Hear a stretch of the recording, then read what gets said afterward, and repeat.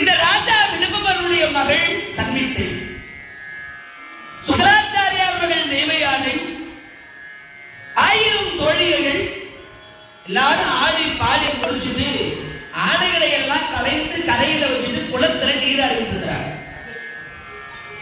அப்படி நீராடுகின்ற அந்த வேளையில் திடீர்னு ஒரு புயல் காற்று.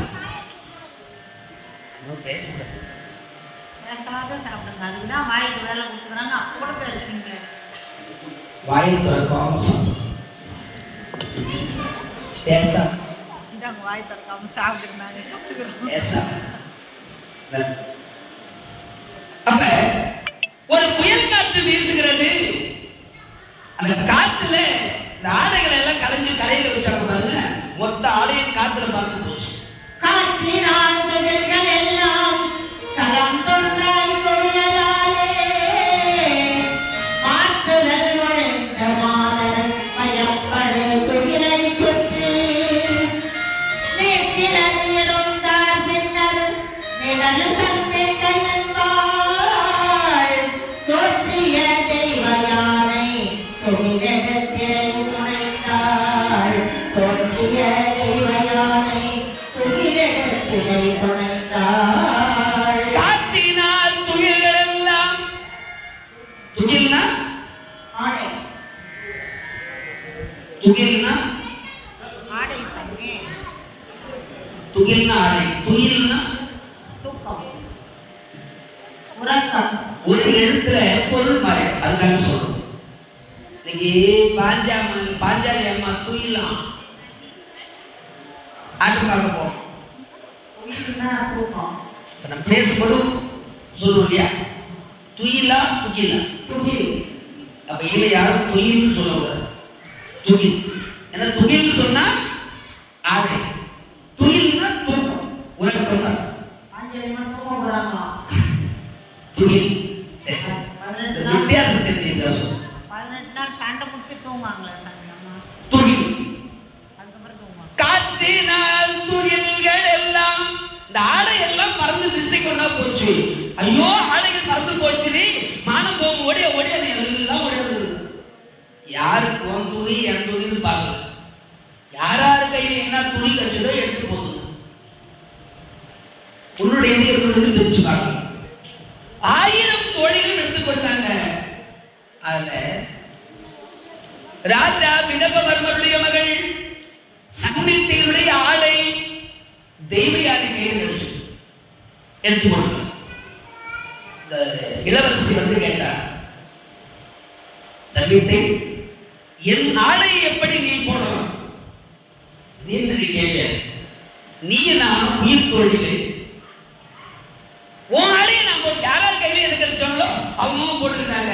என் கையிலும் ஆடை கிடைச்சது, போட்டுட்டேன். என்ன தப்பு? என்னுடைய ஆடையை நீ போட்டுக்கோ. நீ வேணா என்ன தோழியா கிடைக்க, ஆனா நான் யாரு நீ யாரு? அசுர அரசன் ராஜா வினபவர்மனுடைய மகள் நான். நீ அந்தன குலத்தை சேர்ந்த சுக்கராச்சாரியார் மகள். ஒரு அந்தனுக்கு என்ன வேலை? எங்களை மாதிரி ஆளுகிட்ட வந்து வேலை செஞ்சு நாங்க கொடுக்கிற ஊதியத்தை வச்சு வயிறு பிடிக்கிறவங்க. எங்ககிட்ட வேலை செய்யற பணியார் நீங்க. ஏன் ஆடையை நீ போட்டா உனக்கு கௌரவம், உன் ஆடையை நான் போட்டா இருக்காது அசிங்கம். உயிர் தோழிகள் நமக்குள்ளே நினைப்பி ஒரு பேதம்.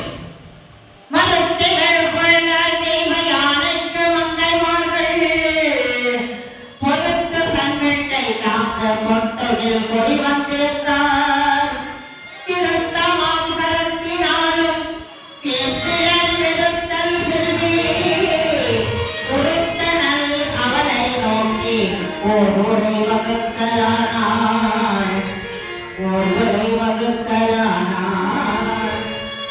ராஜா வினபவர்களுடைய மகள் சன்மிட்டை ஆடை வேணா ஒண்ணு வேணா என் ஆடையை கொடு என்று சொல்லி தேவயானை போட்டிருக்கிற ஆடையை வலுக்கட்டாயமா வாங்கி கழட்டி இந்த அம்மா போட்டு ஆடை இல்லாம நிக்கிறாங்க. பிடிச்சி கீழே தள்ளிட்டு 1000 தோழிகளோட போயிட்டாங்க. தள்ளினாங்க பாருங்க. விளையாட்டா குடிச்சு தள்ளாங்க. பக்கத்துல கிணறு இருந்தது கவனிங்க. தள்ளினோட ஆடை இல்லாம அந்த கிணற்றுக்குள்ள போய் விழுந்தாங்க. உள்ள ஐயோடு குரல் கொடுக்குறாங்க, கேட்கல. வந்தவங்களாம் வேகமா தோழிகள்லாம் போயிட்டாங்க. அன்றைய நாளில் இரவெல்லாம் அந்த கிணற்றிலே ஆடை இல்லாமல் இடுப்பளவு தண்ணீர், அவ்வளவுதான். தண்ணீர் நின்றுட்டு ஒரு கொடியை பிடிச்சிட்டு அப்படியே இரவெல்லாம் நிற்கிறாங்க. பொழுது விடியுது. அபயம் அபயம், ஐயோ என்னை யாராவது காப்பாற்றுங்களே, நான் கிணத்தில் கிடக்கிறேன், யாராவது என்னை காப்பாற்றுங்களே என்று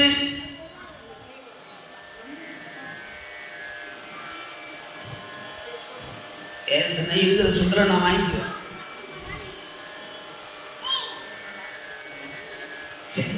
சிரிச்சா வாயை விட்டு செய்யும், வாயை நீங்க செய்யும். சரியா?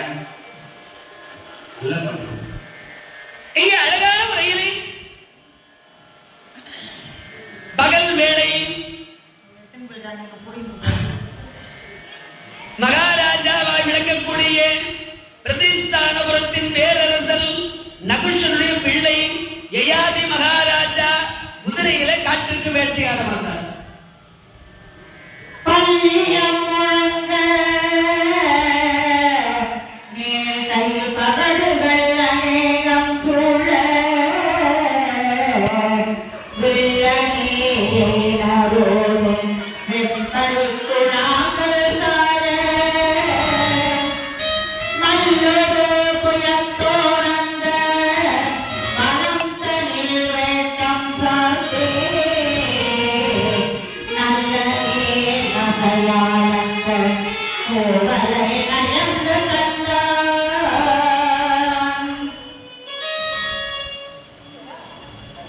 அரசராய் விளங்கக்கூடிய யயாதி மகாராஜா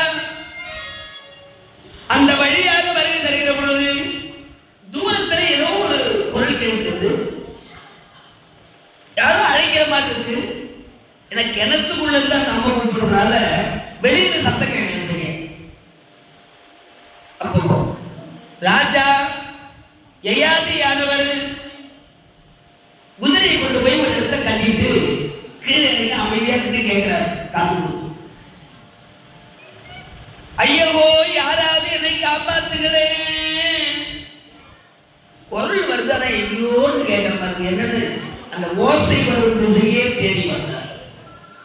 பார்த்தா கிணற்றிலே ஒரு பெண் ஆடை இல்லை. ஒரு ஆடவன் ஒரு பெண்ணை எந்த நிலையில் பார்க்கக்கூடாதோ அந்த நிலையில் அம்மா உள்ள இருக்காங்க. மேலாடை எடுத்து உள்ள போட்டார். உடனே அற்புதமாக அந்த அம்மையாரை வெளியிலே கொண்டு வந்து காப்பாற்றி கிணத்திலிருந்து வெளியே கொண்டு வந்து 2 பேரும் நின்று ஒரு பார்வை பார்த்தாங்க. அவ்வளவுதான். பார்த்துட்டு அவர் பாட்டை காப்பாற்ற அவர் போயிட்டார். இந்த அம்மா கிளம்பி இந்த அம்மா போயிட்டார். அப்போதைக்கு 2 பேரும் எதுவும் பேசுது. பார்வையினார் நன்றி சொல்லி மானத்தை காத்தவர் நேராக புறப்பட்டு சன்மிட்டை மேல அவ்வளவு கோபம் தெரியாது. அங்கிருந்து வேகம் அப்பா அப்பா, இனி ஒரு கணம் கூட இந்த நாட்டில் நாம் வாழக்கூடாது.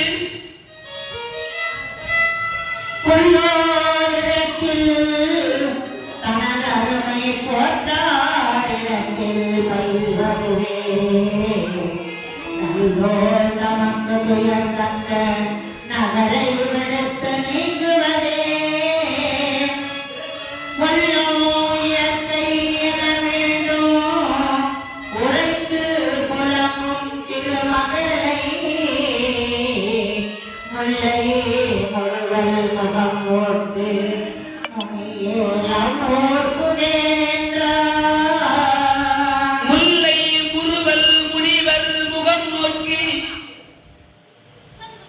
இனிமையான முகம் கொண்ட அந்த அம்மையார் தெய்வயானை வேதனையோடு இப்பொழுது தந்தையை பார்த்து இனி ஒரு கணம் கூட இந்த நாட்டில் நாம் இருக்கக்கூடாது. நாம் வாழ தகுதி இல்லாத நாடு இந்த நாடு. அப்பா பொருட்கள் போல என்னமாச்சு, என்ன எதுவும் ஒன்றும் சொல்ல திடீர்னு வந்து போலாம் கிளம்புனா என்ன அர்த்தம்? எங்க போறோம், எதுக்காக போறோம்? இதுவும் கேட்காது. கிளம்பு. புல்லோரிடத்தில் தனதருமை போற்றாரிடத்தில் மகிழ்வதுமே. புல்லோர்னா தீயவர்கள், தீய குணம் கொண்டவர்கள், தாழ்ந்த எண்ணம் உடையவர்கள். புல்லோர். தனதருமை போற்றாரிடத்தில் தீய குணம் உள்ளவங்க நம்ம பழக்கொடை வச்சுக்கூடாது. அவங்க எல்லாம் நம்ம வேலை செய்து நமக்கு எதிர்காலம் தப்பா போயிடும். ஒரு இடத்துல வேலை செய்யறோம், அந்த இடத்துல தப்பு நடக்குதுன்னு தெரிஞ்சா அந்த இடத்துல விட்டு வெளியே வரத பார்க்கணுமே தவிர அந்த தப்புக்கு நம்ம துணையா போகக்கூடாது. இது நல்லவங்க, இந்த அரசு நல்லவங்க.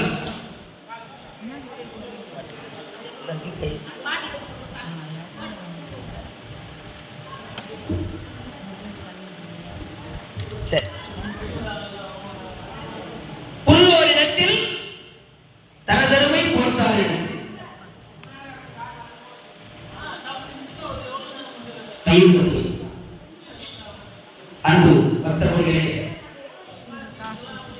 நம்முடைய அற்புதம் நிறைந்த ஆண்டவன் சூரிய பகவான் பாண்டவர்களுக்கு ஒருவேளை அமுது செய்ய கொடுத்த அட்சய பாத்திரம் உங்கள் முன்பு வருகிறது.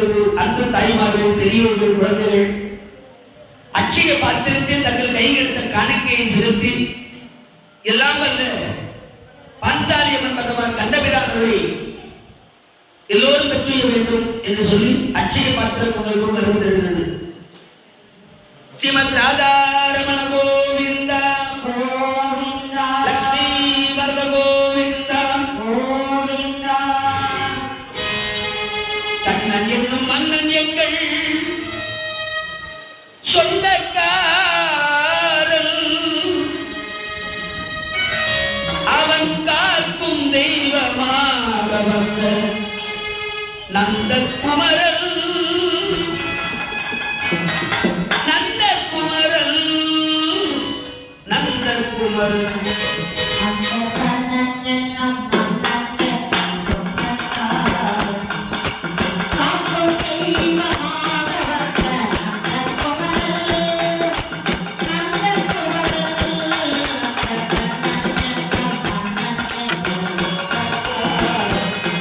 அவன் காக்கும் தெய்வமாக வந்த நந்தகுமரன், நந்தகுமரன், நந்தகுமரன்.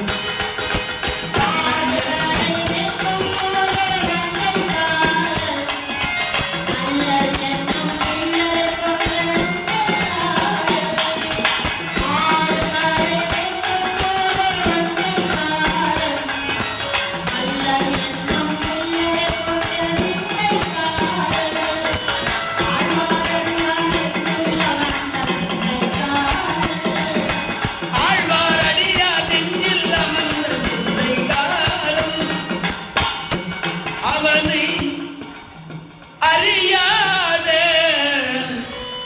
மாந்தர்க்கெல்லாம் அவன் நிந்தைக்காரன். சொந்தக்காரன்.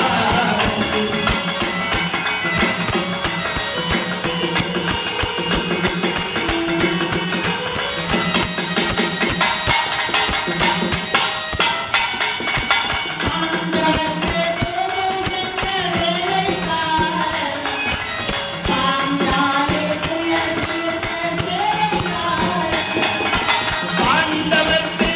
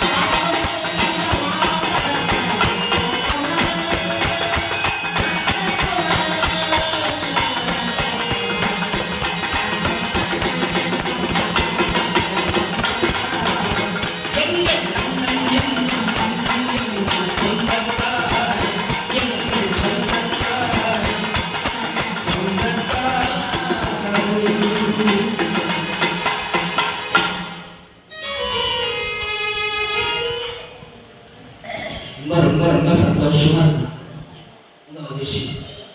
ஏன்னா நிறைய இடத்துல பாடணும்னா அவங்க பாட்டுக்கு அவங்க வாசிப்பாங்க, என் பாட்டுக்கு நான் பாடுவோம். நாங்க பாட்டுக்கு நாங்க பாடுவோம், அவங்க பாட்டுக்கு அவங்க வாசிப்பாங்க. இங்க அவ்வளவு அழகா ஒரு சந்தோஷமா இருக்கு. நாடக பாட்டுக்கெல்லாம் கூட வாசிக்க மகிழ்ச்சியா மகிழ்ச்சியா நன்றி. அங்கே அழகான முறையிலே அப்பா புல்லோரிடத்தில்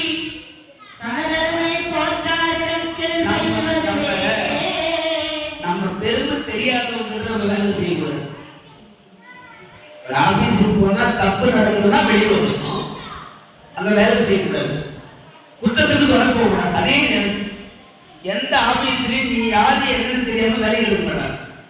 ஒரு பயோடேட்டா பார்க்கறாங்க, என்ன பண்ணிருக்கிற, என்ன சாதனை பண்ணிருக்கிற, எவ்வளவு படிச்சிருக்கு கேட்கறாங்க. அந்த மாதிரி நம்ம யாரு என்னன்னு தெரியாதவங்க நம்ம வேலை செய்யறது நல்லது இல்லை. அப்ப நம்ம அருமை தெரியாத ராஜா விளம்பரம் இருக்கிற இந்த நாட்டில் இனி நம்ம இருக்கக்கூடாது. கிளம்பணும் வந்ததுல இருந்து நீயே பேசுகிறது. என்னதான் நடந்தது, என்ன நடந்தது, ஏதாவது ஒன்று சொன்னாதானே தெரியும். அப்பா சும்மா இருப்பா, அது ஏன் கேட்கற? நீ சொன்னதானே தெரியும், அப்ப ஏன் கேட்கற? எனக்கு என்ன நடந்தது தெரியுமா? சொல்லுடா, அப்பதான் தெரியும். அது மட்டும் நான் சொன்னேன்னு வச்சுக்கோ. என்ன நடந்தது தெரியுமா உனக்கு? சொல்லுப்பா.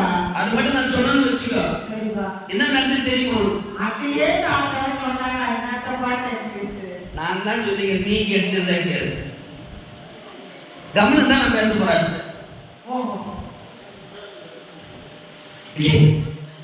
நீ எத்தனை பேர் கேட்டது அதான் சொல்ல போறேன். இது நானும் தோழிகளும் ஒன்றாக இணைந்து மலர்வனத்திலே சென்று ஆடி பாடி மகிழ்கிற பொழுது காட்டிலே துயில்கள் எல்லாம் திசை கொண்டாய் சென்றது. அவங்க ஆடு எடுத்து கிடைச்சத போட்டுக்கிட்டாங்க. சன்மித்தை ஆடை எடுத்து நான் போட்டுக்கிட்டேன். பரவாயில்ல, என் ஆடை நீ போட்டு சொன்னேன். அவன் கேட்டப்பா கேள்வி, நான் ராஜா வீட்டு பொண்ணு, நீ பிராமணன் மகள், நாங்க கொடுக்கிற ஊதியத்தை வச்சு வயிறு பிடிக்கிறவங்க, எங்க கிட்ட கை கட்டி வாய் பொத்தி வேலை செய்து படைக்கிறோம். இப்படிலாம் பேசிட்டாங்க. அதனால இந்த நாட்டில் வாழக்கூடாது. அப்பா ஒன்று சொல்லட்டுமா? நீங்கள் இல்லையானால் அசுர வம்சமே இறந்து போற எல்லாரையும் மிருக சஞ்சீவி மந்திரம் சொல்லி உயிராக்கி நிற்க வைக்கிறது நீங்க. இந்த ஆட்சி நடக்கிறது எங்க அப்பாவால. என் தந்தையின் பெருமை எனக்கு தெரியும். ஆனா இவன் எப்படி என்ன திட்டினா பரவாயில்ல, எங்க அப்பாவை கேட்கிறான், அந்த சொல்றான். அதனால அப்பா, இந்த மாதிரி 1000 ராஜா கிடைப்பான் நமக்கு, அவர்களை வாழ வைத்து அழகு பார்க்கலாம். ஆனா உங்களை மாதிரி ஒரு குரு இவங்களுக்கு கிடைப்பாரு. கிளம்பி போனோம். சொல்லிக்கிட்டு இருக்கிற போதே தோழிகள்லாம் போய் மகாராஜா சொன்னாங்க, ஐயா இந்த மாதிரி பிரச்சனை அந்த மகளுக்கும் உங்க மகளுக்கும், அதனால அந்த அம்மாவை புடிச்சு தள்ளிட்டு வந்தாங்கன்னா அந்த ராஜா கிட்ட சொல்ல, ஐயோ தப்பு பண்ணிட்டியம்மா, அவர் இல்லைன்னா நம்ம வம்சம் இல்லை, நம்ம சொந்த விருப்பு வெறுப்பு வேற, நாட்டு மக்களுடைய நிலைமை வேற, அசுரகுலம் தலைக்க வேண்டும் என்றால் சுக்கராச்சாரியனுடைய அனுகிரகம் இருந்தால்தான் நாம வாழ முடியும். நான் அரசனா இருக்க முடியும். முதல்ல கிளம்பு. மகளை கூப்பிட்டு அங்க இருந்து தண்ணி எடுத்துன்னு வந்து பார்த்தா இவங்க கடமைக்கு தயாராயிட்டாங்க. அம்மா, என் மகள் என்ன தவறு செய்திருந்தாலும் என் மகளுக்காக நான் உங்ககிட்ட மன்னிப்பு கேட்கிறேன், அதற்காக என்ன தண்டனை கொடுத்தாலும் நான் ஏற்றுக்கிறேன்.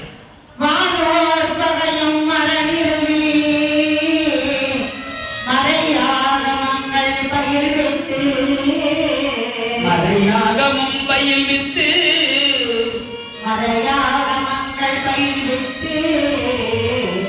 மேலால் முதலாயனை காத்து விரலோ தந்து ஆண்ட ஞானாசிரிய பெருமானே, நன்றில் பிழைத்தை குய்வேனோ ஆறாமுதே வருதியன அனங்கை நோக்கி புகழ் என்றார், அனங்கை நோக்கி புகழ் என்றார்.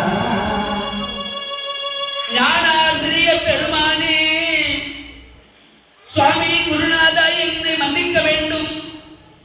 என் மகள் பொருட்டு நான் மன்னிப்பு கேட்கிறேன். என்ன தவறு செய்தால் குழந்தைங்க அல்ல, விளையாட்டு சண்டை, அதுல பெரியவங்க நம்ம தலையிடக்கூடாது இல்லையா? அவளும் அப்படி நடந்திருக்க கூடாது. ஆனா அதுக்காக இந்த ராஜ்யமே வேண்டாம்னு ஒரு மகள் சொல்றது நல்லது இல்லை சுவாமி. என்ன தண்டனை கொடுத்தாலும் ஏற்றுக்கிறேன்.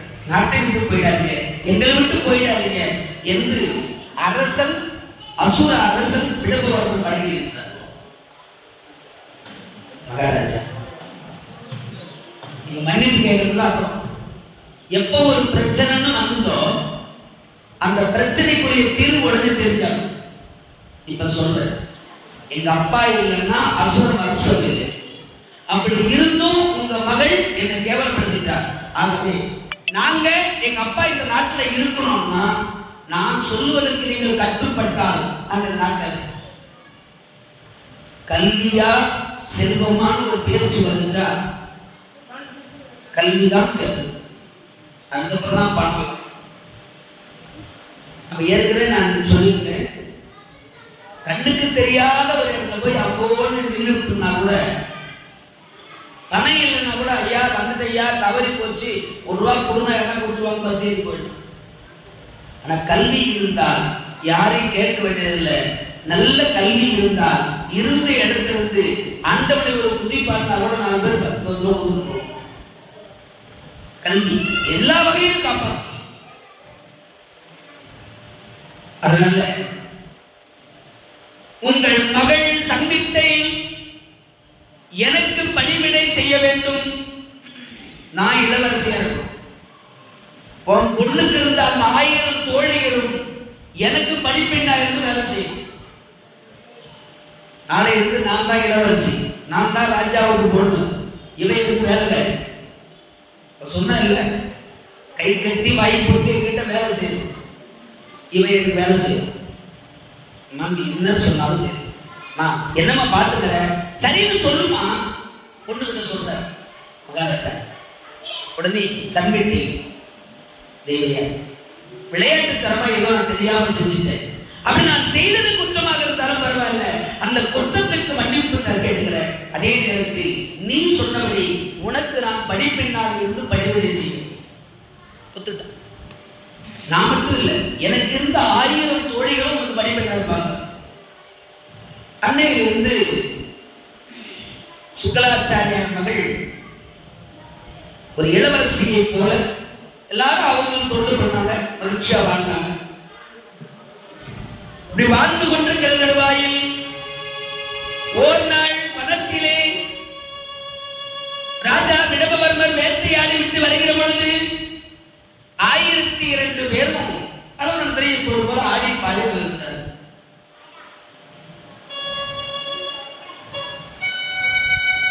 ராஜா விடபவர்மர் வந்தார். வேட்டையாடி வருகிற குதிரை மீது வருகிற அவரை தெய்வ யானை பார்த்தார். என்னங்க நிலுங்க நிலுங்க. அன்னைக்கு கொஞ்சம் பதட்டத்தில் இருந்தேன், நன்றின்னு ஒரு வார்த்தை சொல்லாம போயிட்டேன். அதுக்கப்புறம் உங்களை பார்க்கவே முடியல. நீங்க யாருக்கு எவ்வளவு நான் கேட்கல, யாராக இருந்தாலும் பரவாயில்லை. ஒரு பெண்ணை ஒரு ஆடவன் இந்த நிலையில் பார்க்கக்கூடாது, அந்த நிலையில் பார்த்து தொட்டு தூக்கி என்னை காப்பாத்திட்டீங்க. கிட்டத்தட்ட பாதி கணவன் ஆயிட்டீங்க. உண்மையா நீங்கள் எனக்கு கணவனாகணும், என் கழுத்தில் மங்கலியம் சூடி என்னை நீங்கள் மனைவியாக ஏற்றுக்கொள்ளுங்கள் என்று தெய்வ சரி மா நீ சொல்றதுலாம் சரிதான், உன்னை காப்பாத்தனேன், ஆடை கொடுத்தேன், மானத்தை காப்பாத்தினேன், சரி. ஆனா உன் குலம் வேறு, என் குலம் வேறு. நீ பிராமண பெண், நான் சத்திரியன், ராஜா வீட்டு பிள்ளை. குலம் பொருத்தம் கிடையாது. மனப்பொருத்தம், தினப்பொருத்தம், ரட்சை பொருத்தம், கழுத்து பொருத்தம், வயிற்று பொருத்தம், யோனி பொருத்தம், மனப்பொருத்தம், 11 பொருத்தம் பார்க்கிறாங்க.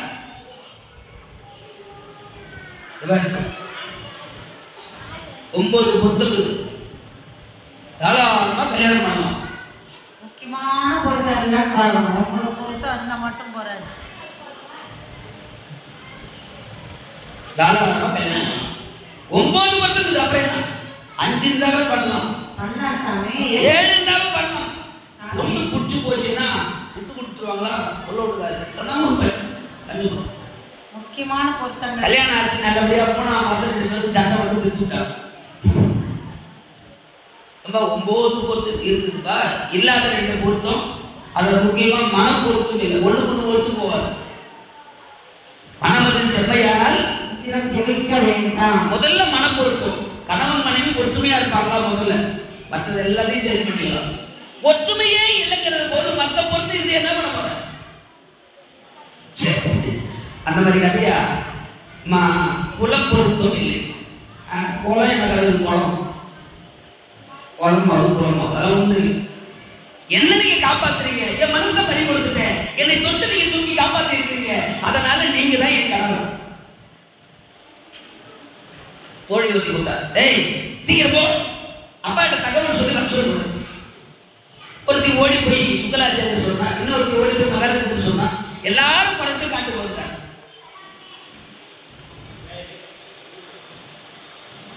ஐடி சத்தத்தை விட அதிகமாக அதுக்கு குழந்தை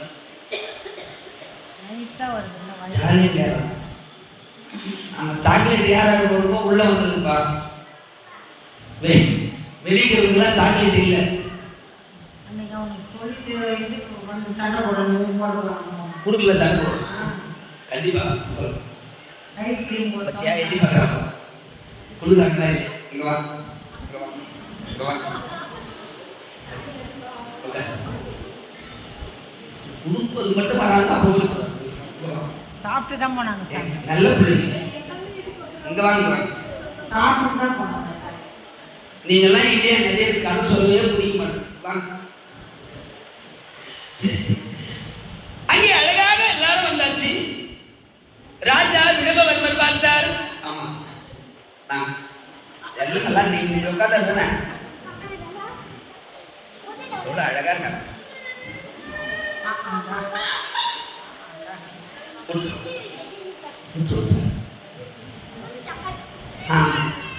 அப்படி அழகான முறையிலே ராஜா விடபவர்மரிடத்திலே சுக்கலாச்சாரியாரை அறிமுகப்பா. அன்னைக்கு நான் சொன்னேன் இல்ல, கிணற்றில் வீழ்ந்து கிடந்த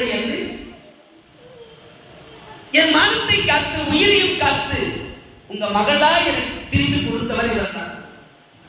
ஏன் நீங்க பிரதிஷ்டானபுரத்தின் பேரரசர், சந்திரகுலத்து அரசர், நபுஷய ராஜாவுடைய பிள்ளை யயாதிகள் பெயர். நல்ல குலப்பொருத்தம் இல்ல வேண்டாம்னா உங்க பெண்ணு கேட்கல. யயாதில தெய்வயாதி விரும்பி கேட்டதுனால மறுத்து சொல்லாம உங்களுக்கு சம்மதம் தான் நான் மறுத்து சொல்லுவேன். நிச்சயம் உடனே அழகான முறையிலே யயாதி ராஜாவிற்கும் அங்கே அழகு பொருந்திய தேவையாரை பிராமண பெண் சத்திரிகராக விளங்கக்கூடிய அரசனை யயாதியை திருக்கல்யாணம் செய்து வைத்தார்கள். ஸ்ரீமத் ராதா ரமண கோவிந்தா, லக்ஷ்மி வரத கோவிந்தா, பல்லாண்டு பல்லாண்டு பல்லாயிரத்தாண்டு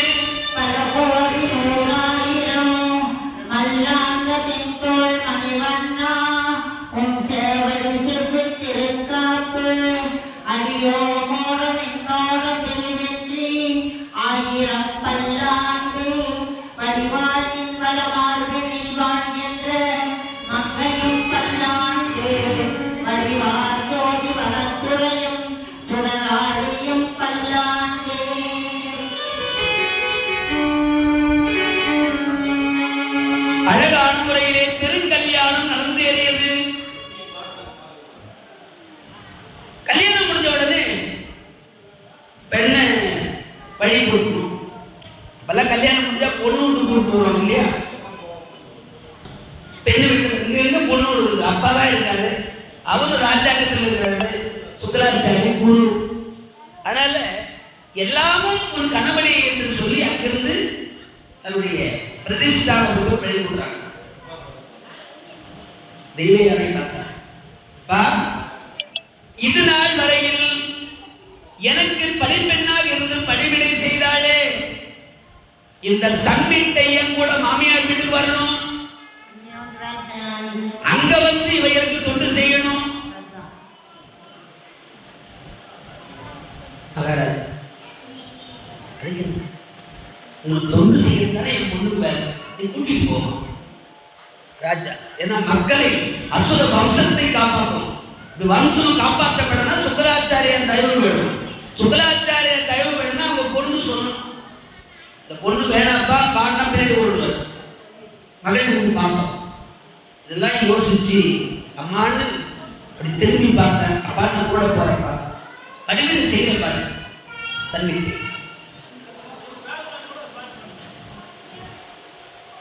அதோட வழி கூட்டி இருக்கலாம். சுக்கராச்சாரியர் சொன்னார், மகாராஜா விடப்படுமா பொண்ணு வழி கூட்டு. சரி மகனை கூட்டியாச்சு, நம்ம போறேன்னு சொல்லிட்டாங்க. உடனே ஏயாடி அங்க என் மகன் மட்டும்தான் உன் மனைவி, இவ வேலை காட்சி அடிப்பேன் இல்லையா? யாருக்குதா தப்பி தவறி அவன் பொண்ணு வச்ச இடத்துல இந்த வேலைக்கார பெண்ணை வச்சு பார்த்துட்டேன்னு வச்சுக்கோ, எனக்கு தெரிஞ்சதே சபிச்சு வந்தாங்க. அவன் கேட்டான், அந்த ஆள் கேட்டான், நீங்களா பேசுறீங்க, நீங்களா கூட போட்டீங்க, அவங்க வரட்டாங்க. சம்பந்தமே இல்லாத கூட்டு என் மகளை வைக்கிற இடத்துல இந்த பெண்ணை வச்சு பார்க்கக்கூடாது. மனைவி ஸ்தானத்துல இவனை பார்க்கக்கூடாது. சும்மா கலந்த சங்க ஊதி கேட்காம ஆண்டி அந்த மாதிரி கதையா? அவர் பாட்டு போய்தான் ஒழுங்கா கூறு பண்ணியிருப்பார். போயாச்சு. அழகான முறையிலே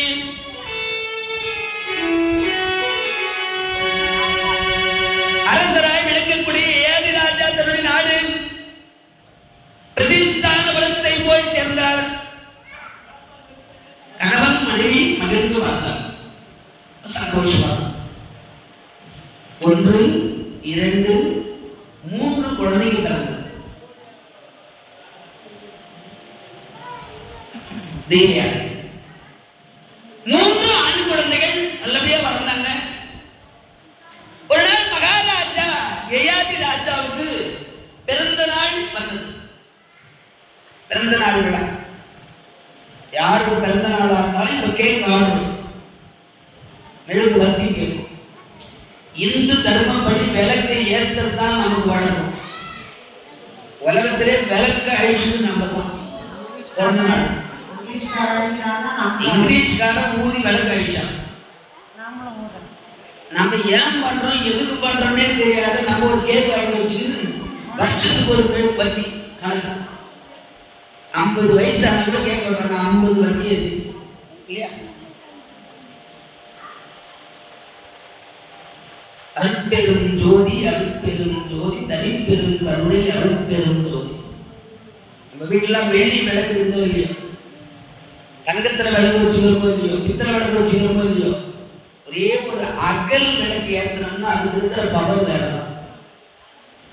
இன்னைக்கு கோயில போனா தோஷங்கள் தீர்வதற்கு எலுமிச்சை விளக்கு ஏற்றோம். ஒரு பழத்தை கட் பண்ணி அதில் இது எல்லா விளக்குகளை விட சிறப்பு வாய்ந்தது மண் விளக்கு அகல். அதனால கார்த்திகை தீபத்துக்காவது அகல்ல விளக்கு எடுத்துக்கிட்டு அன்னைக்கு அகல் விளக்கு ஏற்றோம். வருஷத்துல ஒரு நாளா வள்ளலார் சொல்வார், எத்தனைதான் பெரிய பெரிய கண்ணாடி போட்டு வாங்கிச்சாலும் உள்ள எரிந்து மண்ணால் செய்யப்பட்ட அகல் விளக்காக இருக்கும். அதுக்கு தனி மரியாதை. மண், காற்று, நெருப்பு, ஆகாயம், தண்ணி, பஞ்சபூதங்களும் ஒரு அகல் விளக்கு எரிஞ்சா அதுக்குள்ள அடையும். யாரெல்லாம் விடியற்காக இருந்து இந்த மாதிரி நேற்று சொல்லுவோம், சாணம் தெரிச்சு பெரிய தண்ணி கோலம் போட்டு அகல் விளக்கு ஏற்றி விடியற்கால இறை வழிபாட்டு செய்கிறோம். அவங்க பஞ்சபூதங்களும் நம் இல்லத்திலே வந்து குடிபோகும். லட்சுமி கடாட்சி உண்டாகும். நோயில்லா வாழ்வும் குறைவில்லா செல்வமும் பெறலாம். அதை விட சிறப்பாக எதிர்மறை சிந்தனைகள் வளரும். நம்ம ஊர்ல திருநா நடக்கும். பாகம் சொற்பொழி நடக்கும். அடுத்த வாரம் கூத்து நடக்கும்.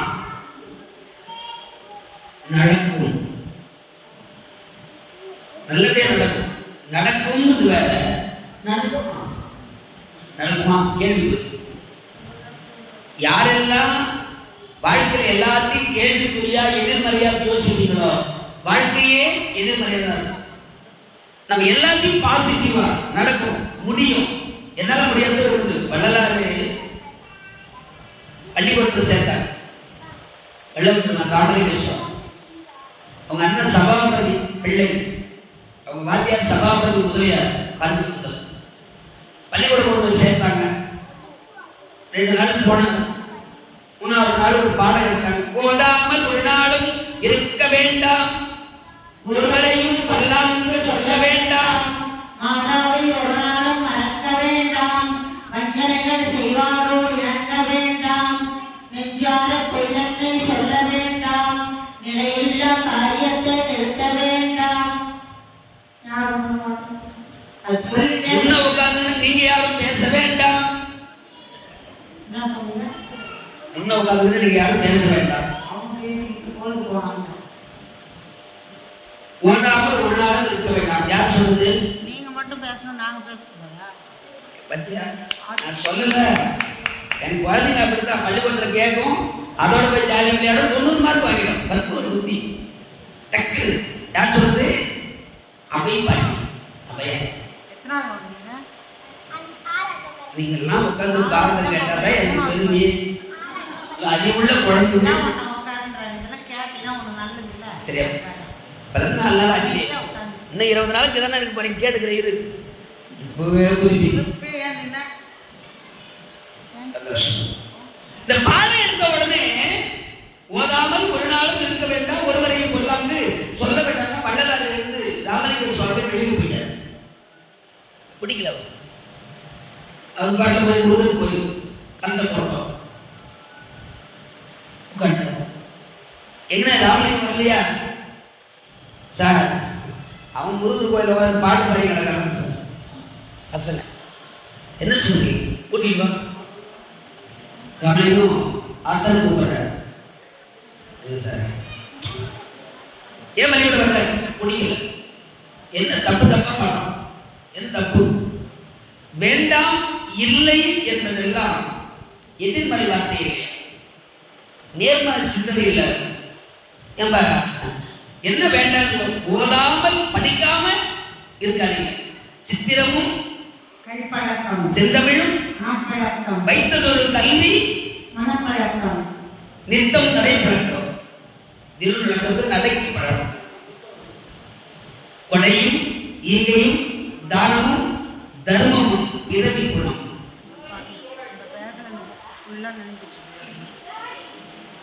பிறவி குணம். பிறவியிலேயே பிறகு கொடுக்கணுங்கிற மனசு வரணும். தானம் தர்மம் ஈகையெல்லாம் எல்லாரும் பண்றது இல்லை. கொடுக்க வேண்டும் என்ற மனம் பிறவி குணமா இருக்கணும். அப்படி பிறவி குணமா இருந்தாதான் கொடுப்பாங்க. எல்லாரும் தானம் பண்ண மாட்டாங்க. அதே போல சித்திரமும் கைப்பழக்கம், செந்தமிழ் நாப்பழக்கம் அப்படின்னா வள்ளலார் சொன்னார். வேண்டாங்கிறது எதிர்மான வாக்குதான், நல்ல வாக்குல இனிய உளவாக இன்னாத கூறல் பேசுறதுக்கு இனிய வார்த்தைகள் எவ்வளவு நல்ல வார்த்தைகள் இருக்கு தமிழ்ல. அதெல்லாம் விட்டுட்டு யார் ஒருத்தர் தேவையில்லாத வார்த்தைகளை, தகாத வார்த்தைகளை பயன்படுத்துவாங்களோ, காயும் இருக்கு பழமும் இருக்கு, பழுத்த பழத்தை விட்டு காய சாப்பிடுறதுக்கு சமமா. இனிய உணவாக இன்னாத குரல் அதனால எனக்கு பிடிக்கல, நான் வெளியே போயிட்டு இல்லை வேண்டாங்கிறது எதிர்மறையான வார்த்தை. இல்லைங்கிறத இல்லைன்னு தான் சொல்லணும், வேற எப்படி சொல்லணும்? ஒரு அம்மா கிட்ட போய் கேட்டாங்க, அம்மா தலைவலி ஒரு டீ போட. என்ன பண்ணுவோம்? என்னம்மா? ஓ பால் ஆயிடுச்சு. பால் இல்ல. பால் இல்லைன்னா பரவாயில்ல, டிகேஷன் போட்டு சூடு பண்ணி கூட. டீ தூள் அது கூட வேணாம். வெறும் சுத்த நிலம் காய வச்சு கூட. சிலிண்டர் கேஸ் இல்லை, அடுப்புக்கு தகமையே போட்டு மலிவு. நாய் என்ன பண்ணுறது? எல்லாரும் போட ஐயா போய் கேட்டாரு, எதை கேட்டாலும் இல்லை இல்லைன்னா அந்த அம்மா போயிச்சு பாரு. டேய், என்ன வாங்கி கொடுத்தாலும் உள்ள இது இல்ல அது இல்ல அது இல்ல தீரு எதுக்குன்னா இருக்குன்னு சொன்னேடி. சண்டை போட போய் இல்லாட்ட இல்லைன்னு தான் சொன்னோம். இருக்கு எப்படி சொல்றது? சொல்லி பழகு, நல்லது பேசு அப்படின்னு. மறுநாள் 2 நாள் போச்சு. மறுபடியும் டீ போட சர்க்கரை டின்னு காலியா இருக்கு, பால் குண்டா காலியா இருக்கு. அதே தானே சொன்ன நேத்தம், நீ தானே இல்லைன்னு சொல்லலாம். சிலிண்டர் காலியா இருக்கு, யோசிக்கிறது. அந்த மாதிரி வள்ளல் பெருமான் கேட்டாரா பார்த்து, இல்லை வேண்டாதது தப்புனா வேண்டும் என்று எப்படி சொல்வார்?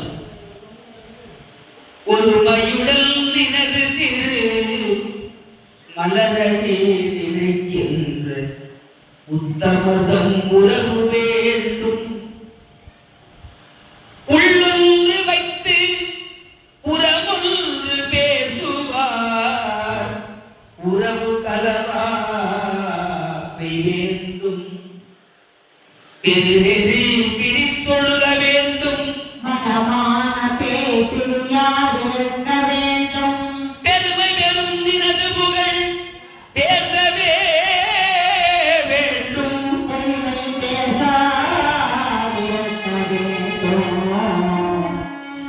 மறு பெண்ணாசையை மறக்கவே வேண்டும். மதி வேண்டும், என் கருணை நிதி வேண்டும்.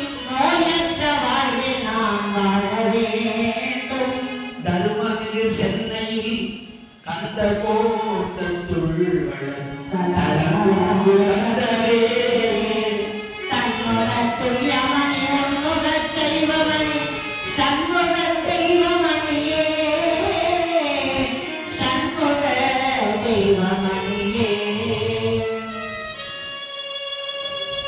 வேண்டும் வேண்டும் பாடின. அவங்க வாத்தியார் பார்த்தார், என் பள்ளிக்கூடத்தில் படிக்கிற தகுதி உனக்கு கற்றுக் கொடுக்கிற தகுதி முதல்ல இருக்கு. ஆனா இது வெளியே சொல்ல முடியுமா? வாத்தியாருக்கு அவமானம் இல்லையா? ராமலிங்கம் வெளியே போ, அவங்க அண்ணனை கூப்பிட்டு கூட்டிட்டு போ. ராமலிங்கம் அப்படி வெளியில வந்தார். அவங்க அண்ணன் பார்த்தார், எங்கிட்ட தான் படிக்கிற இன்னொரு வாத்தியார் சேர்த்தா படிப்பன்னு பார்த்தேன், படிப்பு வீணாயிட்டு கோயில் குழந்தை சுத்தரையே போய் என்ன பண்ணுவேன், ரொம்ப கஷ்டப்பட்டார். நாளையிலிருந்து அவங்க வீட்டை சேர்க்காத, சோறு போடாத, வெளியே போ. அவங்க அண்ணி ரொம்ப அழுதாங்க. பரவாயில்ல அண்ணி, நான் வெளியே போறேன். உணவுக்கு உடைக்கு படுக்கையிடம் இல்லாமல் பல கஷ்டம் அனுபவிச்சார், பல துன்பம் அனுபவிச்சார். திருவொற்றியூர் தியாகராஜ பெருமான் மந்திரி அங்கே அழகாக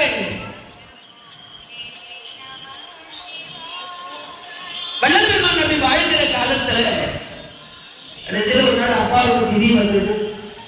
திதிக்கு வீட்டுக்கு வந்தார். ஆதி போன சாப்பாடு சாப்பிட்டார். அண்ணி அழுதாங்க, தலையத்தாயா உனக்கு. சரி என்ன பண்ணலாம்? உடனே அண்ணியார் சொன்னாங்க, அண்ணி நான் இனி வெளியில போக மாட்டேன், படிக்கிறேன், ஆனா மத்தியானத்துல போக மாட்டேன். எனக்கு என்று தனியாக ஒரு அறை ஒதுக்கி கொடுங்க, அதுல ஒரு நிலை கண்ணாடி அமைத்து கொடுங்க, ஒரு விளக்கு வச்சு கொடுக்க போதும்.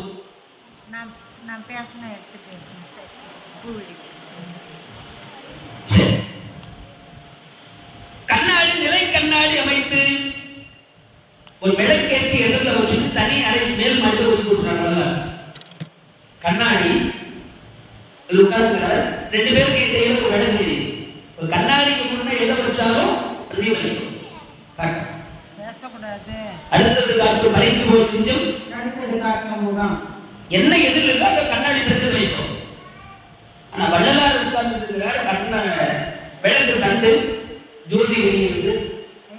அவர் உட்கார்ந்து கண்ணாடியில தெரியல, அந்த விளக்கும் தெரியல, அந்த ஜோதி மட்டும் கண்ணாடியில தெரிஞ்சுதான்.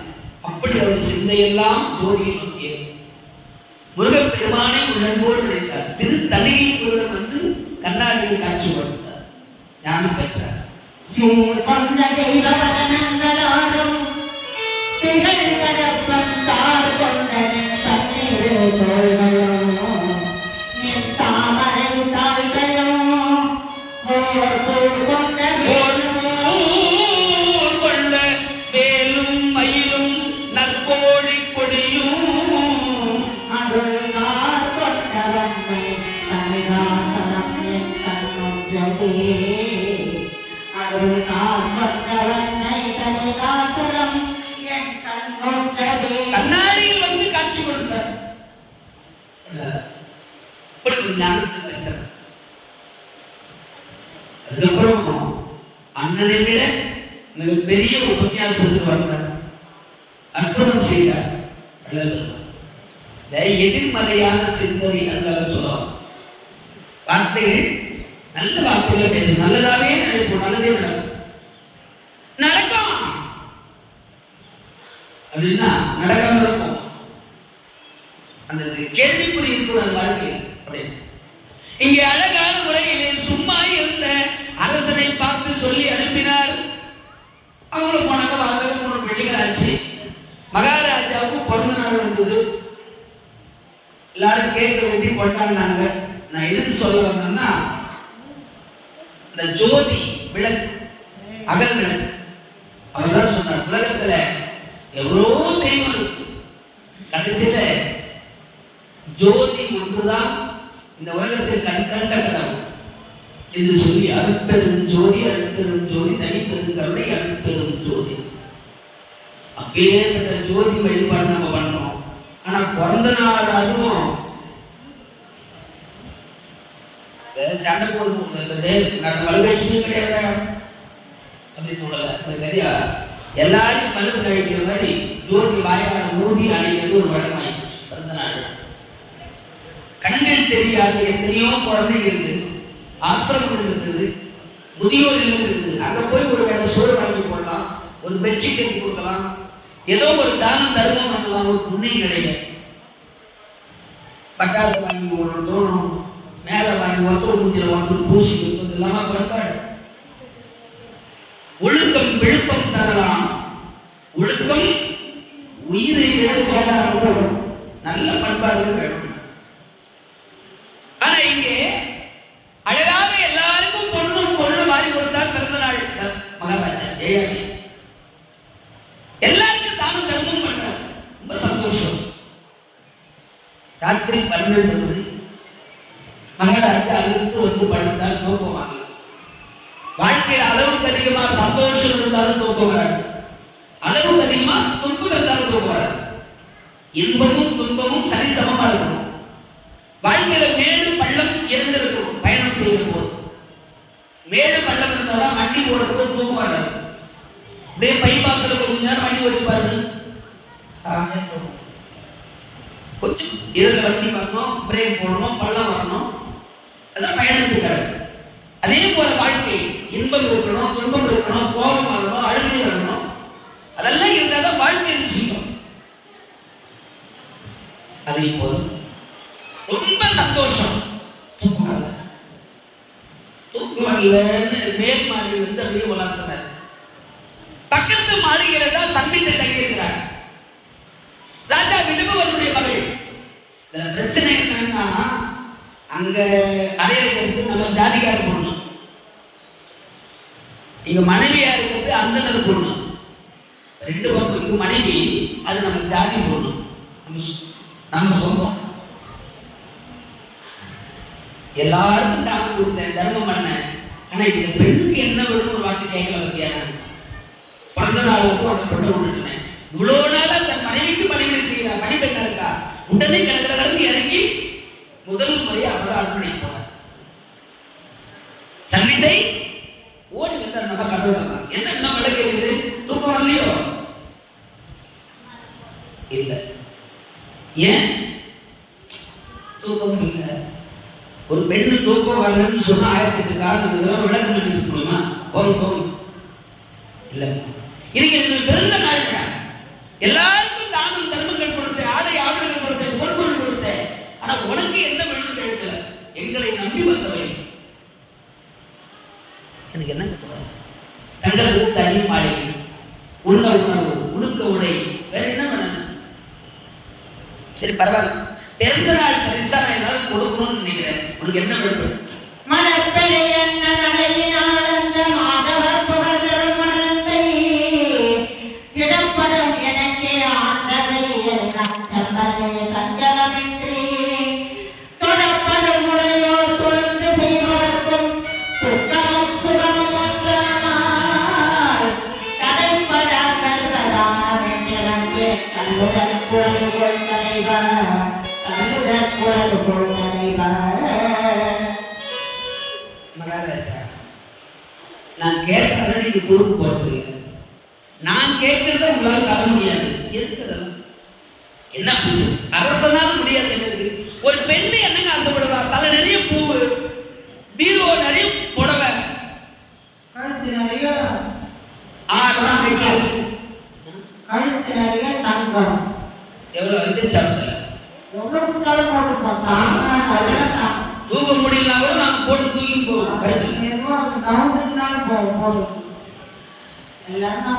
ரெண்டு பீரோ நிறைய புடவை வச்சிருந்தா கூட மாத்தி கட்டுறதுக்கு மனசு வருது. என்ன பழசா என்ன அது கட்டி இருக்கு, இருக்கிற புதுசுலாம் அப்படியே வச்சுக்குது. ஆனா அப்படியும் பார்த்தாம புதுசா ஒரு புடவை பார்த்தா இந்த மாதிரி கலர் தான் என் கையில் இல்லையா? இது பெண்களுக்குரிய இயல்பு, அது பண்ண முடியும். வேற என்னென்ன கேட்ட, எவ்வளவு புடவை வேணும், எவ்வளவு பூ வேணும், நந்தவன் அமைச்சு கொடுக்கணுமா, ஜவுளி கொடை இருக்கணுமா, என்ன அதெல்லாம் இல்லை. சரி, இப்பொழுது கேட்கிறீங்க, நான் கேட்பதை நீங்கள் தருவதாக இந்த சத்தியம் செய்து கொடுங்கள். வார்த்தையில் நம்புகிறேன். இல்லை மகாராஜா, இப்பெல்லாம் வர வரை யாரையும் நம்ப முடியல. நீங்க கொடுப்பீங்க, இல்லைன்னு சொல்ல மாட்டீங்க, இருந்தாலும் எனக்கு நம்பிக்கை. சரி, நீ என்ன கேட்டாலும் தடையில் சத்தியம். என்ன வேணும் கேளு. மகாராஜா, நான் கனவுல ஒரு சாமியார் தான். சரி, அந்த சாமியாருக்கு நான் பணிவிடை செஞ்சேன். சரி, அவர் என்ன வரம் வேணும்னு கேட்டார். சரி, நானும் அவர்கிட்ட வரம் கேட்டேன். என்ன, இந்த நாட்டு மகாராஜா மாதிரியே அது குழந்தை வேணும்னு கேட்டேன். அப்படியே ஆகிறார். சரி, இப்ப நான் என்ன பண்றோம்? அவர் கேட்டேன், மகாராஜா நீங்க எனக்கு தானம் கொடுக்கணும். என்னது? கர்ப்ப தானம் வேணும். கை நீட்டார். அதுக்கு நான் கொடுத்தா போச்சு. என்ன ஓன் நினைச்சுட்டு கொடுத்தா போச்சு. கோதானம், பூதானம், வஸ்திரதானம், அன்னதானம் எல்லாத்தையும் செய்து நீதானம் இதெல்லாம் வேணும் இல்லையா? அதுல ஏதோ பரிசு வராதுன்னு அதுக்கு நான் கொடுத்துறேன். மகாராஜா, கர்ப்பதானம் கொடுக்கிறேன்னு சொல்லிட்டீங்க, கட்டிய கணவன் இல்லை, கழுத்துல தாலி இல்லை, நான் எப்படி குழந்தை பெற்றுக்க முடியும்? மகாராஜா, என்னது குழந்தையா? ஆமா, நான் கேட்டது கர்ப்பதான். என் கருவில ஒரு குழந்தை வேணும் கேட்டேன். இப்ப மகாராஜாவுக்கு வரப்போகுது. என்ன அந்த பொண்ணு கேட்கிறார்? இதை விட மனம் விட்டு எப்படி கேட்க முடியும்? புரிந்து கொண்டார். இருவருக்குள் பழக்கம் ஏற்பட்டது, காதலாக மாறியது, கணவன் மனைவியாக வாழ்ந்தார்கள். ஒரு குழந்தைகள் நம்ம தாயாயிட்டார். திருமணமாக வாழ்ந்தார். இப்ப என்னன்னா, ஒரு 6 மாதம் கர்ப்பம், ஒரு 4 மாசம் ஆட்சி, வயிறு தெரிய ஆரம்பிச்சிருச்சு. தினம் அரண்மனையில் போய் வேலை செய்யும். ஐயருக்கு பொண்ணாங்க, என்ன அடி வயிறு பெருசாக கேட்டா என்ன பதில் சொல்லு? தேவையான இந்த முந்தானியை வச்சுமா இருந்தாலும் எத்தனை நாளைக்கு மூடி வைக்க கத்திரிக்காய் போட்டுனா 6 மாசம் ஆச்சு. இதுக்கு மேல மறைக்க முடியாத முடிவு பண்ணி ஒரு நாள், மா மகாராணி எனக்கு கொஞ்சம் லீவு வேணும்.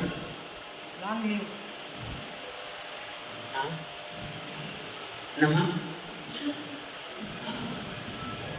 இங்கிலீஷ் தான் எனக்கு வர மாட்டேங்குது. மெடிக்கல் லீவ் போட்டாங்க, லாங் லீவ்லாம் இல்லை. மெடிக்கல் லீவ்னா அவங்க மாசம் கணக்கு ஆகி எப்படியும் 5 மாசம் ஆகும். என்னம்மா இவ்வளோ நாள் ஆச்சு எங்க அப்பா அம்மா வீட்டுக்கு வந்து நான் என்னைக்காவது போய் என் தாய் தந்தை பார்த்துட்டு வரேன். அம்மா வீட்டுக்கு கொண்டு கேட்டுருக்கலாம். உங்களுக்கு பணிவிடப்பட்டு தான் செஞ்சுட்டு இருக்கேன். என்னவோ தெரியல, இன்னைக்கு அம்மாவை பார்க்கணும் அப்பாவை பார்க்கணும்னு ஆசையா இருக்கு.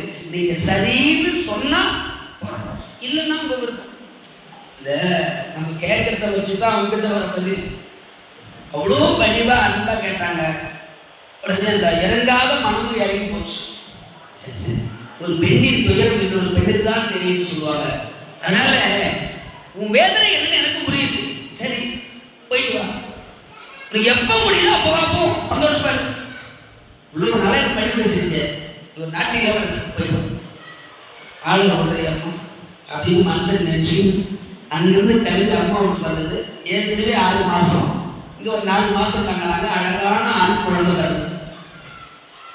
ஒரு 3 மாசம் ஆச்சு, குழந்தை நல்லா தவழ ஆரம்பிச்சது. இதுக்கு மேல நான் ஓய்வு இருக்க முடியாது, அவர் சும்மா இருக்க மாட்டான், சந்தேகம் வந்துடும், நான் போயிட்டு வரேன் ராஜா விடவர்களுக்கு நடந்த விஷயத்தை நான் சொல்லிட்டு சன்மிட்டிக்க அரண்மனை வந்து குழந்தை கை குழந்தை விட்டுட்டோம். வீட்டில் விட்டுட்டு அந்த அம்மா போய் வேலை செய்வாங்க, குழந்தை பார்த்து ஓடிடுவோம். யாருக்கும் தெரியாது, அரசரையும் இந்த அம்மாவின் தவிர சன்மிட்டை தவிர யாருக்கும் தெரியாது. கொஞ்ச நாள் ஆச்சு, பழக்கம் அதிகரிச்சு இன்னொரு குழந்தை கர்ப்பமானாங்க. மறுபடியும் ஒரு 6 மாசம், மறுபடியும் ஒரு 8 மாசம் லீவு. அம்மா ஊருக்கு போனாங்க. 2வது குழந்தை, அந்த குழந்தைய வச்சுட்டு இருந்தாங்க. அப்புறம் கொஞ்ச நாள் ஆச்சு, மறுபடியும் ஒரு குழந்தை. அங்க 2 அந்த அம்மா 2 பண்ணி இவங்களுக்கு 3. தேவயானைக்கு 2 குழந்தை, இந்த அம்மாவுக்கு 3 குழந்தை. 3 குழந்தைகளை வச்சுட்டு வளர்த்தாங்க. ஆமா, தேவயானைக்கு 2 குழந்தை, 2 ஆண் குழந்தை. எது துர்வசு பேரு. தேவயானைக்கு வந்த பிள்ளை எது துர்வசு. இங்க 3 குழந்தைகள். குழந்தையா இருக்கிற குழந்தைங்க படிச்சுட்டு வேலைக்கு போகுதுன்னு வச்சுக்கோங்க. ஒரு 3 மாசம் 4 மாசத்துல அம்மா கிட்ட குழந்தைய விட்டுட்டு, அம்மா நீ பார்த்துக்கோ, நான் வேலைக்கு போறேன், போயிடும், தாத்தா பாட்டியும் பார்த்துக்குவாங்க. ஆனா குழந்தையில பார்த்துக்கலாம், அதுங்களே ஒரு 2.5 வயசு 3 வயசு ஆகி போச்சுன்னு வச்சுக்கோ. ஐயோ ஐயோ, குழந்தையில கூட இதுங்களை பார்த்துக்கலாம்ப்பா, இப்பதான் முடியல, தொல்லை தொல்லை தொல்லை. அது ஓட ஆரம்பிச்சிடும், பேச ஆரம்பிச்சிடும், ஆசைப்படுறது கேட்க ஆரம்பிச்சிடும், தொல்லையா பார்ப்போம். குழந்தைகளை எவ்வளவு நாளைக்கு ஒரு அறைக்குள்ள மூடி வைக்க முடியும்? இந்த அம்மா கூப்பிட்டு 3 குழந்தைகளை உட்கார வச்சு ஒரு நாள் பாடம் எடுத்தாங்க. இந்த பாரு, கூடுமானவருக்கு யாரும் வெளியே போய் விட கூடாது, சரியா? அப்படியே போனாலும், ஒருவேளை போனாலும் யாராவது உங்க அப்பா யாருன்னு கேட்டா யாருமே சொல்லக்கூடாது, சரியா? மகாராஜா வந்து குழந்தைங்களுக்கு தெரியும். மகாராஜா இந்த நாட்டு அரசர் தான், எங்க அப்பான்னு யாரும் சொல்லக்கூடாது, சரியா? ரெடிமா? அதுங்க சந்தோஷம். ஒரு நாள் தெய்வ யானை மேல் மாடி நின்று கூந்தலாத்திட்டு இருக்காங்க. அந்த அம்மா சீப்பு ஒரு 3 குழந்தைங்க தெருவில் விளையாடு அங்கிருந்து பார்க்கறாங்க. அப்படி லென்ஸ்ல பார்க்குற மாதிரி தெரிந்து மகாராஜாவே விளையாடுற மாதிரி தான். ஜெராக்ஸ் அப்படியே குடிச்சு டக்குனு என்னது நம்ம வீட்டுக்காரங்க மாதிரியே இருக்குது எல்லாம் 3 பார்த்தா. யார் குழந்தை? இன்னைக்கு தான் நம்ம பார்க்குறாங்க முதல் முறையா. தெருவில் கொண்டாந்து வச்சிருக்கு பிள்ளைங்க, திருட கொண்டாந்து தெருவில் வச்சு குழந்தைங்க என்ன தெரியும்? குழந்தையும் தெய்வமும் உணர்த்தாலும் தெய்வ குணம். அது பொய் சொல்ல தெரியாது, மறைக்க தெரியாது, ஓடி ஆடி விளையாடுற வயசு. கேட்டா 50,000 கடன் வாங்கி முடிஞ்ச வரைக்கும் வட்டி கட்டினா. இப்போ முடியல, கொரோனா வந்துச்சு, 2 வருஷம் சம்பாதனை இல்லை, எங்களுக்கு கட்டுவோம். யா அசல் கொடுத்துட்றேன், நான் என்ன இல்லைன்னா சொல்கிறேன். எப்படா கொடுப்பேன்? நான் என்ன இல்லைன்னா சொல்கிறேன், கொடுக்குறேன். இது எப்போ கொடுப்பேன்? வரும்போது கொடுக்குறேன். எப்போ வரும்? கொடுக்கும்போது வரும் கம்மு இப்படியே சொன்னான். ஒரு நாள் கோவம் வந்துச்சு, வந்து பார்த்தா வீட்டில் ஆள் இல்லை, எப்போ வந்தாலும் ஆள் இல்லை ஆள் இல்லை. திடீர்னு சொல்லாம கொள்ளாம வந்துட்டார் கடைக்காரர். யாரு? கடன் கொடுத்தவங்க கடைக்காரனா இருக்கணும். டேய் பையா கடைக்காரன் வரான்டா. அவன் கடைக்காரனா இவன் கடைக்காரனா? கொடுத்தவனும் கடைக்காரன், வாங்கணும் கடைக்காரன். கடங்காரன் வரான்டா. நான் ஏறி நெல்லு போட்ட உர வச்சிருப்பாங்க அந்த காலத்துல ஊருல முது, அதுல ஏறி பாருங்க, அதுல ஏறி உள்ள பாருங்க. ஏய் கடங்காரன் வந்து கேட்டான்னா அப்பங்கிறன்னு சொல்லாது, சரியா? சரிப்பா. வந்தான், வரும்போதே அவன் பார்த்தான், பிராடுன்னு தெரியுமில்ல, அவன் 4 சாக்லேட்டு கையில் வைக்கணும் வந்தான். கண்ணு ஓடியா ஓடியா ஓடியா ஓடியா மாமா சாக்லேட் வைக்கிற பாருங்க. அது சாக்லேட் கொடுத்தோன்னா வாங்கி கொடுத்து வேலை போட்டு மாமா எங்க அப்பா அப்படின்னா, அது நீங்க வந்து கேட்டா எங்க அப்பா குதிரைக்குள்ள இல்லைன்னு சொன்னாரு. நேரம் உள்ள போனா கை ஊட்டியாருனா குதிரைக்குள்ள இல்லைன்னு சொன்னா உட்கார்ந்துட்டு என்ன பண்ண முடியும்? ஒன்றும் பண்ண முடியும். குதிரைக்குள்ள இல்லைன்னு சொல்லாத இல்லை, ஆனா அங்கதான் இருக்கிறது. அந்த மாதிரி கதையா யார் கேட்டாலும் இந்த நாட்டு ராஜா தான் எங்க அப்பான்னு சொல்லக்கூடாது, சரியா? அம்மா பார்த்தா ராஜா மாதிரியே இருக்குது, சந்தேகம் வந்துச்சு. சன்மிட்டையினுடைய தங்கி இருக்கிற அறைக்கு வெளியே போயிடாரு. எதுக்கு வந்தாங்க 3 குழந்தைகளை பார்த்தா, கண்ணு செல்லம் ஓடிய ஓடிய எல்லாம் முடியாது. என்னம்மா உங்க அம்மா யாரு? யார் பிள்ளைங்க நீங்க? அடுவா இங்க சன்மிட்டமாக்குறாங்கல்ல அவங்க பசங்க. அப்ப உங்க அப்பா யாரு? ஆஹா எங்க அப்பா யாருன்னு யாராவது கேட்டா இந்த நாட்டு மகாராஜா தான் எங்க அப்பான்னு யாருக்கிட்டையும் சொல்லக்கூடாதுன்னு எங்க அம்மா சொல்லிடுது. இந்த தெய்வயாக எழுதி போட்டு அந்த பசங்க கட்டிய ராஜா பார்த்தார். ஏய் என்னவோ போராடி என்ன ரொம்ப பின்னாடி இருக்குன்னு வந்தார் பாருங்க. எங்க அப்பா இந்த நாட்டு ராஜா சொல்லக்கூடாதுன்னு சொல்லிக்கிறாங்க. வந்து திரும்பி ஓடுறார். இவன் என்ன பண்ணுவோம் பீசா என்ன பண்ணு போட நீங்க நில்லுங்க. பாடி மனுஷா எது நடக்க கூடாதுன்னு நினைச்சதோ அது நடந்து போச்சு. 3 குழந்தைங்க பிறக்கிற வரைக்கும் நான் பாவி நான் எதையும் கண்டுக்காம இருக்கிறேன். என்ன அந்த பைத்தியக்காரத்த ஊர்ல உலகத்துல எங்கடா இருப்பாங்களா? போறேன் ஒண்ணு குறை வந்தா எங்க போகுது? அப்பா அம்மா தான் சொல்லி வரணும். அப்பா இங்க இருந்து ஓடியாரு. எல்லாம் 3 குழந்தைங்க இருக்கு. அந்த அம்மா ஓடியாடுறாங்க. சம்பிட்டேன் 2 குழந்தைங்க இந்த அம்மா பொண்ணு ஓடுறாங்க. ஓடாதுங்க ஓடாதீங்க பின்னால ஓடுறாரு. ஏன் ராஜா கடைசியில சுக்கலாச்சாரியர் வந்து சொன்னார், அப்பா என் கணவர் எனக்கு மோசம் செய்து விட்டார், நம்பிக்கை துரோகம் செய்தார். அப்பா இனி நான் அவரோடு வாழ மாட்டேன்ப்பா, எனக்கு வாழ்க்கை வேணாம். என்னமாச்சு? நீங்க எது நடக்க கூடாது என்று சொல்லி அனுப்பினீர்களோ அது நடந்து போச்சு. குழந்தைங்களை கூப்பிட்டு கோயிலுக்கு போனா கோயிலுக்கு மட்டும் போகணும், சரியா? அந்த பக்கம் கிழக்கால போகக்கூடாது, தெற்கால போகக்கூடாது, வடக்கால போகக்கூடாது. ஒண்ணு கோயிலுக்கு போகும், இல்லையா நேரம் வீட்டுக்கு நிற்காது அப்படின்னு அம்மா சொல்லி அனுப்பி பார்க்கணும். அது ஏன் வடக்கால போவாது தெற்கால போவாதுன்னு சொல்லுவாங்க. அப்பா அங்க என்ன போய் தான் பார்ப்போமே, நம்ம கம்முன்னு நம்ம சவுடாது பாட்டு கோயிலுக்கு வந்து கொடுப்போம். அந்த மாதிரி கதையா நீ பாட்டுன்னு என்னை கூட்டி வச்சுட்டா பரவாயில்ல, வாய்ப்பு கொடுத்து நீ சொன்ன மாதிரியே ஆகி போச்சேப்பா. 3 குழந்தைய பெற்று வச்சிருக்கிறாப்பா. சர்பேட்டை வந்தார். ஏயாதி பார்த்தார். சுலாச்சாரி கோபம் கொண்டார். ஏயாதி நான் சொன்ன வார்த்தையை மதிக்காமல் சர்பேட்டையோடு சேர்ந்து கணவன் மனைவியாக வாழ்ந்து 3 குழந்தைகளை பெற்றதினால் அழகும் இளமையும் இருக்கிறத நாட்டப்பட்ட இந்த அழகு கூட்டி இளமை மாறி முதுமை பெற்று வயோதிகம் வந்து வயோதிக காலத்தில் நிறைய வரக்கூடிய நோய் காச நோய். அந்த காச நோய் வந்து நீ அவதிப்படுவாய் சார். எப்போது போல ஆரம்பிச்சுருவேன்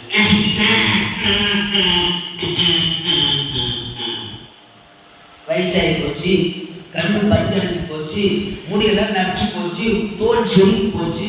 எப்படி இருந்தன்னா இப்படியா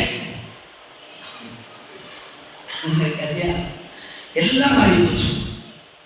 கலங்கி கண்ணீர் விட்டார் ஏகாதிராஜர். தெய்வமே, என் ஆசை நெஞ்சம் அழிந்தது, அம்மைக்கு குலைந்ததே. என் ஆசை நெஞ்சம் அழிந்ததே, அழிந்ததே.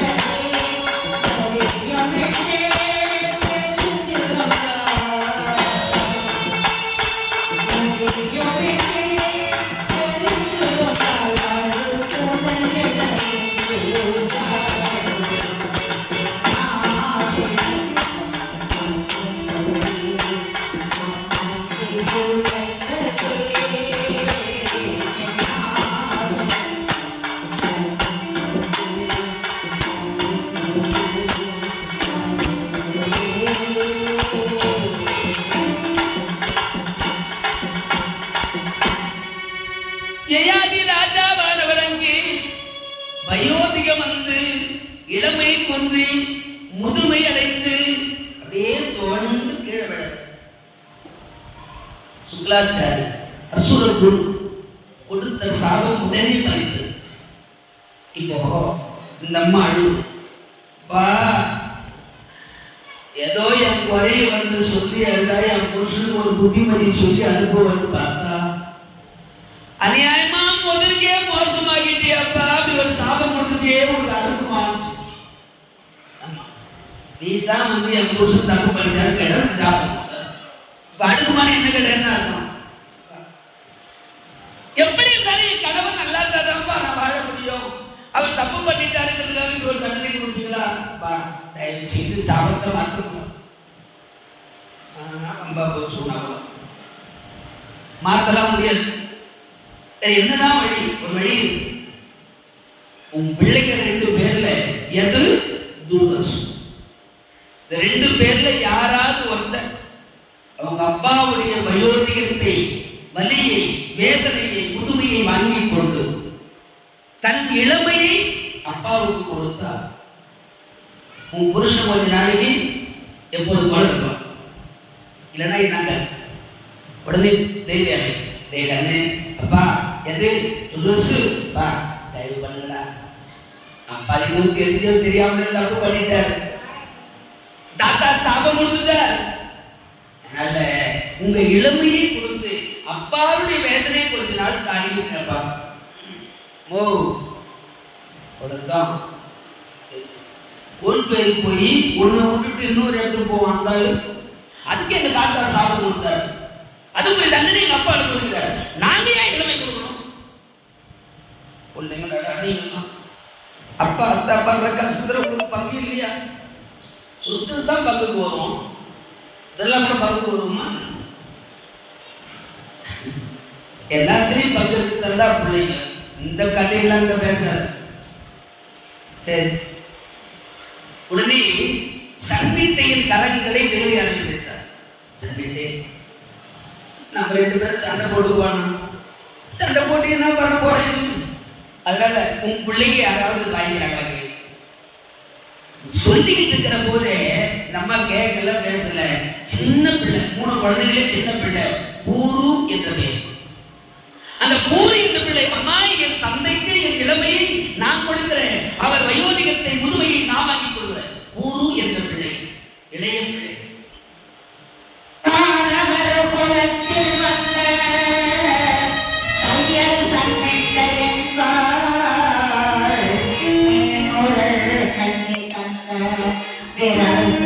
தம்மை நோக்கி வாழனே முதுமை கொண்டு வாலிபம் தருகை என்றார். ஏனமில் கோடு என்னும் முன்னவன் இசைக்கின்றானே.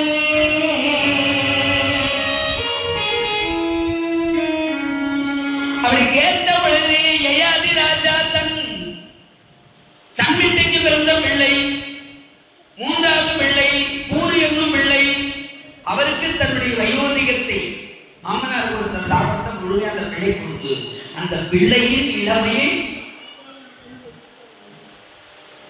என்ன இந்த உலகத்துல தந்தையார் மனம், தாய் தந்தை மனம் கொடுத்து ஒரு பிள்ளை வாழறாங்கன்னா அவன் எதிர்காலம் மிக ஒளிமயமா இருக்கும். ஆனா இப்போதைக்கு அந்த வேதனையை வாங்கிட்டான்.